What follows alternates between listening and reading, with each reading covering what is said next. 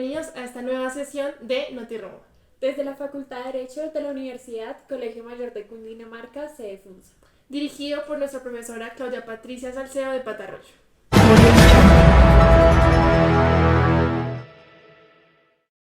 A continuación, nuestro compañero Samuel Ladino con el video número 30. Buenas noches, mi nombre es Samuel Ladino y les voy a hablar sobre el periodo preclásico. En este periodo se le da la denominación de República Romana y todo esto se lleva a cabo a través de una dimensión sociológica, la cual tenía una forma de gobierno como democracia. El marco cronológico que se lleva es un alcance temporal, ya que todo este periodo se divide en tres fases: fase de asentamiento, fase de apogeo y fase de crisis. Todo esto comienza en el siglo IV a.C., para ser exactos, año 367, cuando salen las leyes Licina Sextia, que proviene del latín y se refiere a una ley romana del siglo V a.C., que fue propuesta por los hermanos tribunos del pueblo Marco y Cayo Licino, y el cual fue aprobada por la Asamblea Popular. Esta ley establecía a la igualdad política entre plebeyos y patricios en la República Romana, permitiendo que los plebeyos pudieran ocupar cargos públicos y que se otorgara mayor representación en la política romana. En español, la frase se traduciría como leyes liciniae sextiae. Con esto vamos como la fase de asentamiento, una guerra entre los patricios y los plebeyos, la cual se necesitaba una igualdad y una comunidad en paz entre ellos, y con esto se puede seguir a las siguientes fases, dando como terminado el periodo preclásico en el siglo I a.C., para ser más específico, el año 27 a.C., cuando llega Augusto y crea un principado por ser el primer príncipe que se da en la República Romana. Muchas gracias. Gracias, Samuel. Continuamos con Esteban Zambrano, que nos traerá un resumen del video número 31. Soy Henry Zambrano y el día de hoy les vengo a hablar de los triunviratos, la fase de crisis y el periodo preclásico. Primero, un contexto de qué fue el primer triunvirato.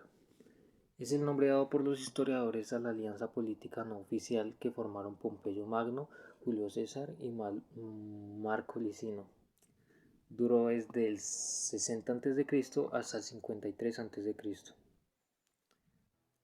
Un triunvirato es una forma de gobierno ejercido por tres personas habitualmente aliadas entre sí. El nombre surgió en la antigua Roma en el siglo I a.C., en la época de la República, ya que en ciertos tiempos se formarían alianzas para controlar el escenario político. Sin embargo, al determinar los tres bandos con sus respectivos líderes, quedaría acuñado de esta forma. Además serviría para diferenciarlos del duumvirato y el decemvirato, que ya tenían siglos de existencia. Esto ocurrió en la fase de crisis en Roma. ¿Qué fue esto? La crisis del siglo III, también conocida como anarquía del siglo III, anarquía militar o crisis imperial, hace referencia a un periodo histórico del Imperio Romano de casi 50 años de duración, comprendido entre la muerte del emperador Alejandro Severo en el año 235 y el ascenso de Diocleciano del trono en el año 236. Y el periodo preclásico romano. La estación del derecho romano preclásico fue la época en la cual el derecho romano adquirió los trazos esenciales de lo que sería por siglos su estructura maestra, aquella misma que Justiniano nos transmitió en su gran compilación del siglo VI después de Cristo, el admirable Corpus Juris Civilis. Muchas gracias, Esteban. Ahora continuamos con nuestro compañero Daniel Rivera, quien nos trae el video número 32. Muy buenas noches, les vengo a presentar lo que es la fase de crisis en Roma. Esta fase fue desarrollada entre el siglo II y los últimos años del siglo I a.C. Después de la fase de apogeo, la Segunda Guerra Púnica y durante la Guerra de Oriente y Occidente.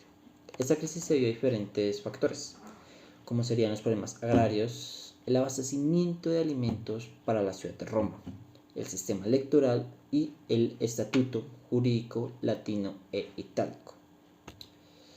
También esta crisis se ocasionó por un desorden en el sistema económico de Roma tradicional. Este manejaba la base política, militar y social del imperio. Esta crisis afectó fuertemente el ámbito militar por las múltiples guerras que habían en esos tiempos, además del éxodo rural de la vieja clase agrícola hacia el urbe buscando la fortuna económica. En consecuencia, se crearon clases oligárquicas ambiciosas e impotentes, teniendo en cuenta que a la mitad del siglo III a.C. se había constituido la nobilitas senatorial, las clases entre plebeyos y patricios, cuyos descendientes ya habían revestido un sistema de magistrados, en el cual se creó un partido político de los optimates, integrado por diferentes masas de los proletariados. Ya después se creó un partido popular, formado por los proletariados ciudadanos, siendo sostenido y financiado por los acuites caballeros, siendo este partido manejado desde la demagogia por los tribunos. Por consecuencia de esto, se creó una lucha de poder entre esos dos partidos políticos, siendo esta la principal característica de la crisis junto a su inestabilidad política. Gracias por su atención. Gracias, Daniel. Ahora continuamos con nuestra compañera Alison Pacheco, que nos trae el video número 33. Buenas noches. Continuando la historia del periodo preclásico, hablemos ahora de la fase de crisis, haciendo énfasis en los triunviratos. El primer triunvirato se dio a partir de una alianza política entre Julio César, Pompeyo Magno y Marco Craso. Comenzó en el año 60 a.C. y finalizó en el 53, cuando Julio César regresó de España y obtuvo el consulado, proponiendo a Pompeyo y a Craso un acuerdo de duración quinquenal con el fin de concretar los medios, alcanzando así un máximo de potencia. César ganó el reconocimiento del pueblo romano con la Guerra de las Galias, mientras que Pompeyo fue atraído por el bando conservador senatorial, convenciéndolo de que acabara con César, pues creían que este usaría su fama para elegirse como único rey. Pompeyo desde Roma ordenó a César a volverse su ejército. Por esto, Pompeyo y Julio César nunca llegaron a un acuerdo y resolvieron el conflicto con una larga guerra civil en la que César acabó derrotando a Pompeyo, el cual posteriormente fue asesinado. En todo ese tiempo, Craso murió en la batalla de Carras y se puso fin al primer triunvirato. Este vacío de poder fue motivo para llegar al segundo triunvirato, donde la alianza fue conformada por Marco Antonio, Emilio Lépido y César Octaviano, quienes se encargaron de estar al mando del gobierno a partir del año 43 a.C. Así se fundó el triunvirato para la constitución de la República con poder consular, que era una asociación cuya única finalidad era la de reconstruir la República. Durante los primeros años se llevaron a cabo una serie de disturbios con el fin de acabar con todas las personas implicadas en el asesinato de César, pero luego se empezaron a dar enfrentamientos internos, lo que acabó con este segundo triunvirato. Finalmente, Octaviano publicó un testamento en el que decía que los reinos orientales de Roma les eran entregados a los hijos que tuvo con Cleopatra, dando lugar a una guerra civil que acabó en la batalla de Actium en el año 31 a.C., venciendo a Marco Antonio, de modo que César Octaviano acabó convirtiéndose en el único y nuevo emperador de Roma. Muchas gracias. Gracias, Alison. Continuamos con Valeria Ospina, que nos trae el video número 34. Buenas noches, les vengo a hablar sobre la evolución del derecho público en el periodo preclásico, la estructura estatal de la población en Roma. Comencemos porque hacia el siglo V los plebeyos logran que se estableciera el principio de que el Estado sea un bien indivisible del populus romano, o sea, del pueblo romano. Las costumbres persistían gracias a la reverencia que Roma hacía hacia ellas. La definición del pueblo de Gallo dio lugar a dos ideas principales: la indiferencia entre la distinción de plebeyos y patricios y la identificación de populus con la palabra cives. La principal característica que buscaban los romanos para permitir que alguien fuera ciudadano es la participación activa en la política. Por ende, se tiene que caracterizar de una manera así. Optimo iure, tenían acceso al gobierno y a votar, principalmente eran patricios. Por eso la inquietud de los plebeyos. In minuto iure son los libertos, o sea, los esclavos que han sido liberados por sus amos bajo las condiciones romanas para el mismo. No tenían permitido ser sacerdotes. Las mujeres aún no eran consideradas ciudadanas, ya que seguían perteneciendo a los hombres.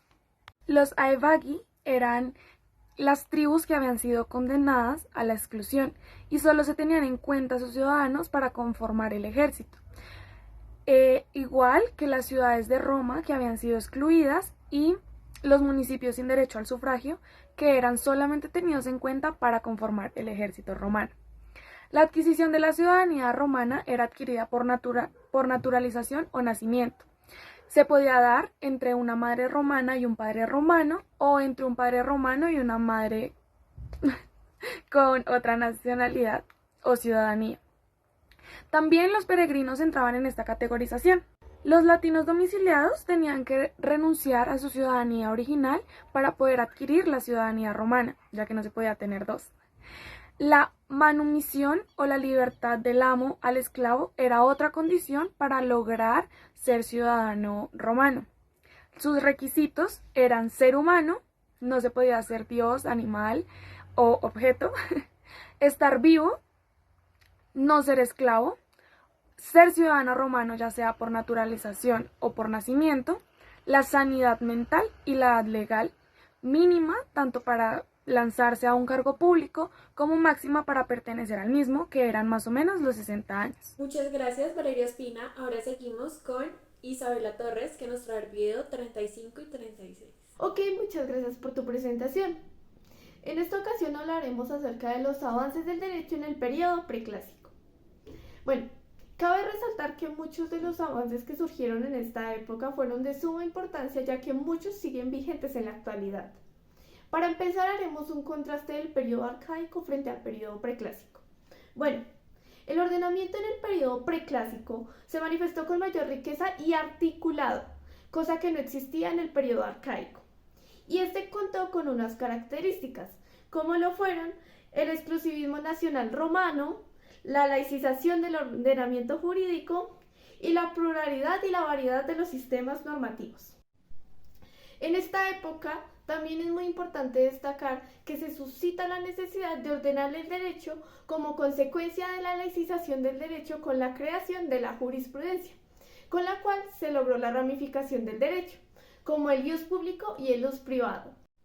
Y por último, cabe resaltar que la República Nacional Romana dio lugar a la inclusión entre las fuentes del ordenamiento estatal romano de las leyes públicas, y estas se encargaron de organizar la estructura estatal. Muchas gracias por acompañarnos en esta edición.